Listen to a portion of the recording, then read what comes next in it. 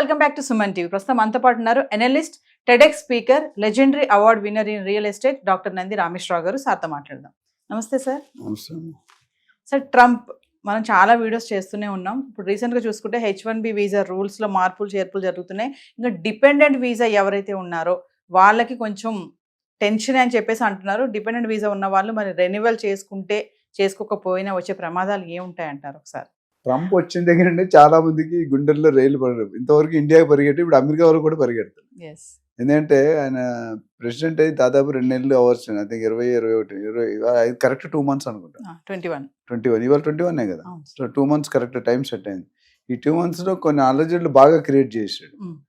ఏంటంటే మనం చెప్పుకుంటూ వచ్చి ఒకసారి రిపీట్ చేయడానికి, బర్త్ టూరిజం మార్చాడు, వీసా ప్రొసీజర్ మార్చాడు, లాటరీ సిస్టమ్ మార్చాడు, పార్ట్ టైం జాబ్స్ మార్చారు, ఇల్లీగల్ అది మాత్రం పాజిటివ్ గా తీసాడు. ఆ పాయింట్ వరకు ఇల్లీగల్ ఇమిగ్రెంట్స్ ని తీసేయడం కరెక్ట్. ఎందుకంటే ఆయన ఓట్లు గెలిచిందే ఆ పేరు చెప్పి చేశారు. మేము ఇల్లీగల్ బయట వాళ్ళని పంపించేస్తాం, ఎవరైతే క్వాలిఫైడ్ కదా, ఎవరైతే స్కిల్డ్ లేరో వాళ్ళు పంపించేస్తాం, ఆ ఓట్లో ముందే చెప్పాడు ఆయన.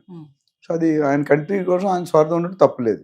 మిగతా కొన్ని డిస్టర్బెన్స్ ఉన్నా ఈ ఇల్లీగల్ ఇమిగ్రెంట్స్ అనేది ఏం చేశారంటే దానికి సపరేట్ ఆయన ఏమంటున్నాడు, మన వాళ్ళకంట ఇతర దేశస్తులు ఎస్పెషల్లీ ఇండియా వాళ్ళు బాగా ఎక్కువ సంపాదించి మంచి పొజిషన్స్ ఆక్యుపై చేస్తున్నారు, సీనియర్ పొజిషన్స్. బిజినెస్లో కూడా కన్సల్టెంట్స్ కూడా మన దగ్గర మన వాళ్ళు ఎక్కువ అరేంజ్ చేయారు. రెస్టారెంట్స్ కానీ, హోటల్స్ కానీ, మిగతా హాస్పిటల్స్ కానీ, ఇంజనీరింగ్ ఇన్స్టిట్యూట్ కానీ, అందరూ కూడా అమెరికన్స్ కంటే మనం బాగా పోయింది. Because our IQ level is very good compare to other literacy in India. North ఇప్పుడు వెళ్తున్నాను నేను, బీహారు, యూపీ చూస్తే లిటరసీ ఉంటుంది అక్కడ 5-10% ఉంటే ఎక్కువ. మనం 90% లిటరసీ ఉంది ఎక్స్ట్రా విలేజ్లు బట్టి తీస్తే. నేను ఒక డిఎల్ఎఫ్ అనే కంపెనీ లాంగ్ వే ఒక క్యాప్షన్ పెట్టేది, every 4th engineer from America is from India, in America is from India. Every 4th engineer from India is from south, every 4th engineer from south is United UP and AP and Telangana. అది మన history. అంటే ఇంజనీర్కి అంత respect. అట్లనే doctor. ఈ విధంగా చూసుకుంటే Trump గారు ఏమంటారంటే, ఎంతవరకు మన ఇండియాని ఎంచుకోవడం కారణం, ఇండియా కానీ, చైనా కానీ, మెక్సికో కానీ, పన్నామా ఇవన్నీ కూడా ఎందుకు, our labour cost is very cheap. $10 $15 గంటిస్తే పని చేస్తాం. అదే పని సేమ్ వర్క్ $50 ఇవ్వాలి కంట్రీ. అంటే $50 వర్సెస్ $10, 40 అంటే 80% సేవింగ్ మనకు జాబ్ ఇచ్చిన్నారు.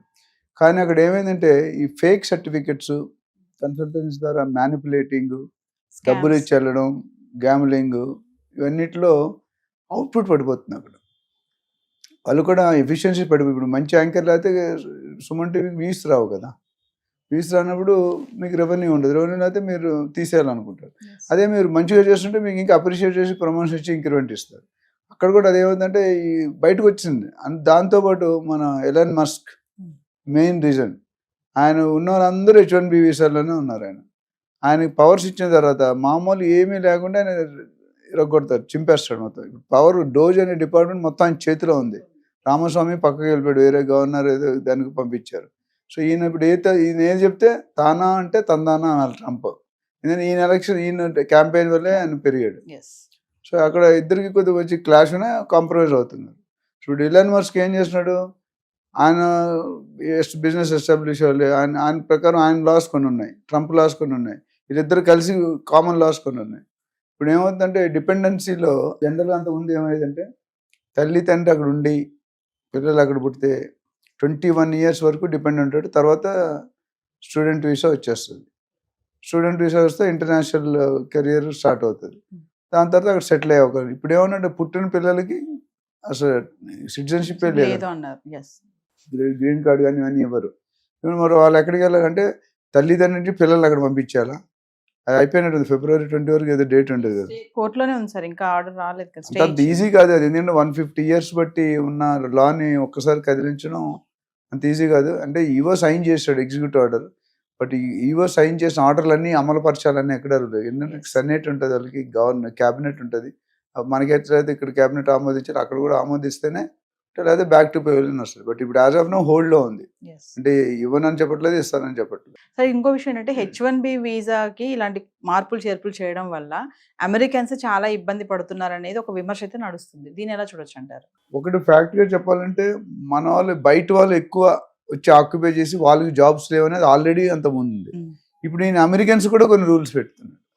ఆ రూల్స్ వల్ల ఇప్పుడు బోత్ సైడ్స్ క్రికెట్లో డబుల్ స్పిన్ అటాక్ అంటాయి. రెండు పక్కల స్పిన్ అంటే ఒకసారి రన్ రావు, వికెట్లు పడిపోతాయి, క్లోజ్ ఫీల్డింగ్ పెట్టి. ఇప్పుడు ఏమైంది, ఫస్ట్ ఒకటే ఉండేది, ఇప్పుడు రెండోది ఏంటంటే మనకి ఏమేంటి కండిషన్ వాళ్ళు కూడా కొంతమందికి అప్లై అవుతున్నాయి. అప్లై అయినప్పుడు they are not very happy. ఈయన అసలు ఎందుకు ప్రెసిడెంట్ అయ్యాడు? ప్రెసిడెంట్ గారు ట్రంప్ గారి ఉద్దేశం ఏంటంటే, అమెరికాలో ఒక రూల్ ఏంటంటే any president can become for 2 terms. మన నరేంద్ర మోడీ 6 సార్లు 3 సార్లు సీఎం, 3 సార్లు, అక్కడ అలాగ ఉండదు. Only maximum George Bush, Bill Clinton, Barack Obama అందరూ కూడా 2 టైమ్సే, 3 టైమ్స్ లేదు. అయితే ఇక్కడ ఈయన రికార్డ్ బ్రేక్ చేసినట్టు ట్రంప్ మధ్యలో ఓడిపోయాడు, ఇప్పుడు ఇచ్చాడు. తర్వాత ఇంకా అది రాదు, ప్లస్ ఏజ్ కూడా అయిపోతుంది, 82 ఇయర్స్ అవుతాడు. సో నేను మళ్ళీ ప్రెసిడెంట్ అవ్వాలను, నేను ప్రెసిడెంట్గా దిగిపోయే ముందు హిస్టరీని రీరైట్ చేస్తాను, అందుకనే 150 సంవత్సరాల చరిత్ర గల పాలసీని నేను మార్చానంటే చరిత్రలో ఉండిపోతాడు. చాలామంది నేను ఒకసారి చెప్తుంటాను మీటింగ్స్లో, మీరు చదువుకున్న స్కూల్కి కానీ కాలేజీకి కానీ మీరు ఎప్పుడైతే చీఫ్ గెస్ట్కి వెళ్తారో ఆ రోజు మీరు ఆనందంగా ఉంటారు. మీరు జేడి లక్ష్మీనారాయణ చెప్తారు, ఇది ఐపీఎస్ ఆఫీసర్, మీరు ఆటోగ్రాఫ్ అడగడం కాదు, మీ ఆటోగ్రాఫ్ అడగాలి. మీరు జనంలో ఒక మెంబర్గా ఉండకూడదు, మీరే రీజన్ అయ్యి జనాలు మీకోసం రావాలి.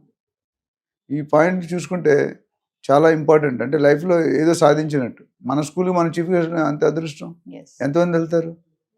కమింగ్ బ్యాక్ ఏంటంటే ఈయన ట్యాక్స్లు ఇంపోజ్ చేస్తున్నాడు ఇండియన్ గవర్నమెంట్. ఇండియా వాళ్ళు చేస్తున్నారు కాబట్టి మేము కూడా పెడతాం, వీలైతే 100% పెడతాం. అంటే బయటికి బాయ్ అయినా లాన్ ఉన్న యుద్ధాలు జరుగుతూనే ఉన్నాయి. కనిపించిన మహాభారతం యుద్ధాలు ఉంటుంది కదా, అటు కురుక్షేత్రం అట్లా ఉన్నదన్నమాట. సో ఓవరాల్గా చూసుకుంటే students are not happy, H1B visa are not happy, employment already కొన్ని వేల మంది లిస్ట్ అయ్యారు. లాస్ట్ టైం 18,000 కొంతమంది వచ్చేసారు, ఇంకా కొంతమంది వస్తున్నారు. రానున్న రోజుల్లో లాస్ట్ టైం మాట్లాడుకున్న 54 లక్షల్లో 18 లక్షలు ఇల్లీగల్ ఇమిగ్రెంట్స్, చదువు లేకుండా, స్కిల్ లేకుండా, నాలెడ్జ్ లేకుండా, ఫేక్ సర్టిఫికేట్స్ పెట్టి. అది చేయకూడదు. నాకు ఇప్పుడు ఇండియా కూడా ఒప్పుకుంది తీసుకోండి, ఎందుకంటే జెన్యూన్ రీజన్ చెప్తున్నాడు ఆయన. ఆయన కొద్ది క్రాక్, కొద్ది నాటి అయినా ఆయన దేశం కోసం ఆయన కష్టపడంలో ఎటువంటి తప్పు లేదు. అయితే ఈయన తీసుకున్న యుఎస్లో ఎకానమీ బట్టి మిగతా కంట్రీల ఎకానమీ డిపెండ్ అయి ఉంటుంది. ఇప్పుడు చాలామంది ఏమంటారు, ఇంకా ఇలా జాబులు తీసుకుంటూ పోతే నెక్స్ట్ పరిస్థితి ఏంటి? ఈ జాబులు అప్పుడు వాళ్ళకి ఆల్టర్నేటివ్ ఏం చెప్పాడు, మీరు లీడర్స్ని డెవలప్ చేయండి. ఇప్పుడు మీకు టీమ్ లీడర్ ఉన్నాడు మీ కంపెనీలో, సిఇఓ ఉన్నాడు, డిఫరెంట్ పొజిషన్స్ ఉన్నాయి. ఎందుకు? Level of hierarchy. అట్లా అక్కడ కూడా లెవెల్ ఆఫ్ హైరార్కీ కొంతమంది లీడర్స్ని అపాయింట్ చేసి డైరెక్టర్గా, వాళ్ళని ఇండియన్స్ బయట వాళ్ళ పొజిషన్ భర్తీ చేయడానికి మీరు టీం డెవలప్ చేసి ట్రైన్ చేయండి అంటున్నాడు. అంటే ఈజ్ వెరీ క్లియర్ దట్ ఇప్పుడు ఈ doesn't want others to come. కొత్త వాళ్ళు వెళ్ళడం అనేది కళ. 2010-11 తర్వాత అప్లై చేసిన వాళ్ళు ఎవరికి లక్షల్లో వెయిటింగ్ ఉంది, ఎవరికి వచ్చే దాఖలాలు లేవు. అంతమంది 2010 ముందు వెళ్ళిన వాళ్ళు బతికిపోయారు, వాళ్ళకి ఛాన్స్ లేదు. Waiting list too much. మా సెకండ్ అవార్డ్ క్లబ్ అని ఉంది మారేడుపల్లిలో, 30 years వెయిటింగ్ లిస్ట్. ఇవాళ అప్లై చేస్తే మీరు 35 అనుకోండి, 40 అనుకోండి, 70 సంవత్సరాలు కూడా అప్పుడు మీరు ఏవే ఎంజాయ్ చేస్తారు. బట్ ప్రీమియం క్లబ్, ఇండియాలోనే one of the top most club. అక్కడ వచ్చే వాళ్ళు కలెక్టర్లు, ఐపీఎస్, బిజినెస్లోనే ఎండీస్ వాళ్ళు వస్తారు. సో ఓవరాల్గా చూసుకుంటే ఇది ఇంపాక్ట్ అనేది కొద్దిగా పడుతుంది. ఎందుకంటే ఇప్పుడు ఆల్రెడీ యుఎస్ ఎంప్లాయ్మెంట్ తిరిగి వచ్చిన వాళ్ళు, కొంతమంది స్టూడెంట్ వీసాలో మనం లాస్ట్ టైం అడుగుతాం ఓపీటీ, అందులో రూల్స్ మార్చాడు, లాటరీ సిస్టమ్ రూల్ మార్చాడు, వీసా రూల్ మార్చాడు, ప్రొసీజర్ మార్చారు, ప్రీమియము, నార్మల్, ఆర్డినరీ. సో ఇవన్నీ చూసుకుంటే ఇంపాక్ట్ అనేది ఇండియా మీద డెఫినెట్గా కొద్దిగా పడుతుంది. ఇప్పుడు ఏమంటారంటే మీరు కానీ ట్యాక్స్లు తగ్గించకపోతే మేము డబుల్ ట్యాక్సేషన్ చేస్తామని చేస్తున్నాం. అట్లానే ఇప్పుడు పెట్రోల్ కానీ, డీజిల్ కానీ, ఆయిల్ ఇవన్నీ కూడా మిగతా దేశం ఏవైతే వాళ్ళు ఇంపోర్ట్ చేసుకుంటున్నారో అది కూడా ఇక్కడ డెవలప్ చేయమన్నాడు. అమెరికాలోనే డెవలప్ చేయడం వాళ్ళు తీసుకున్నాం. డెసిషన్స్ అన్ని ఎట్లా ఉన్నాయంటే కొద్దిగా హార్ష్గానే ఉన్నాయి. సో ఎంతవరకు దారితీస్తుందో మనకు తెలియదు. ఏదేమైనా సార్, ట్రంప్ వచ్చిన 2 నెలల్లోనే చాలా ఆయన పరిపాలన ఏం సరిగా లేదు అని చెప్పేసి అమెరికన్స్ నుంచి కూడా ఒక విమర్శ అయితే నడుస్తుంది. దాన్ని ఎలా చూడొచ్చు అంటారు? ఇప్పుడు అది నేను 100% అగ్రీ అవును. ఒక గవర్నమెంట్ వచ్చినప్పుడు అపోజిషన్ ఎన్నైనా చెప్తారు. ఇప్పుడు మీ ఛానల్సే కొన్ని ఉన్నాయి, పేర్లు చెప్పాం. కొన్ని ఛానల్స్ బీజేపీకి సపోర్ట్ చేస్తాయి, కొన్ని ఛానల్స్ కాంగ్రెస్ సపోర్ట్ చేస్తాయి, కొన్ని ఛానల్ వైసీపీ, ఏదో ఉన్నాయి. సో ఫర్ ప్రో అండ్ రెండు పక్కల వయసు వరుస ఉంది. కొంత అయితే మార్కెట్లో వచ్చి నడుస్తుంది వాస్తవమే, బట్ కొన్ని మంచి పనులు ఎవరు చెప్పట్లేదు కదా, కొన్ని చెడ్డ పనులు చదువు. అమెరికా అంటే ఇంతవరకు ఇతర దేశాల మీద యాక్షన్ తీసుకున్నాడు. ఇప్పుడు ఏంది అమెరికన్స్ మీద కూడా యాక్షన్ పెట్టి బౌన్స్ బ్యాక్ అవుతున్నారు. సో దానివల్ల it's not a good sign. But maybe నీకు తెలిసి ఒక 6-7 నెలల్లో పరిస్థితి అయితే అటైనా వెళ్తుంది, లేదా ఇటైనా వెళ్తుంది. ఇటు వెళ్తే బాగుపడతారు, అటు వెళ్తే కొద్దిగా లేకపోతే you have to wait and watch. Thank you sir. Thank you.